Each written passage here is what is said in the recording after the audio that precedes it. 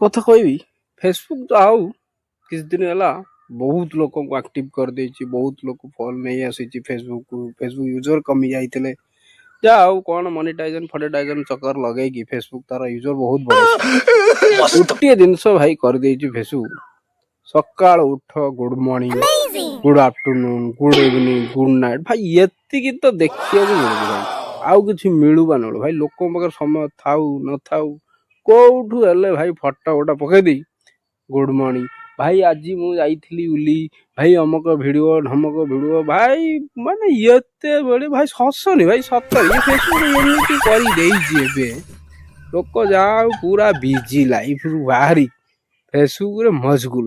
Facebook କିଛି ଦଉ ନ ଦଉ ଯାହା ବହୁତ କିଛି ଦେଇଛି ଭାଇ, ଡିଜିଟାଲ ଫ୍ରେଣ୍ଡ ଦେଇଛି, ଡିଜିଟାଲ ହାଲୋ ହାଇ ଚାଲିଛି ଡେଲି ଭାଇ, ସକାଳୁ ଉଠିଲେ କେମିତି ଗୋଟେ ପୋଷ୍ଟ କରିକି ଗୁଡ୍ ମର୍ଣ୍ଣିଂଟେ କରିବି, ଗୁଡ୍ ଆଫ୍ଟରନୁନ୍ ଟେ ପକେଇବି, ହେ ମୋ ଟାଇମ୍ ପଳେଇଲା, ଦିନ ଲାଗି ପଡ଼ିନି ମୁଁ ଲାଗିଛି ଫେସବୁକ୍ରେ 11K ଭାଇ, ମୁଁ ଦେଖିକି ଆଶ୍ଚର୍ଯ୍ୟ ଭାଇ, ମୁଁ ଭାବିବି ନଥିଲି 11K ମୁଁ କିଏ, ସତ କଥା ଭାଇ।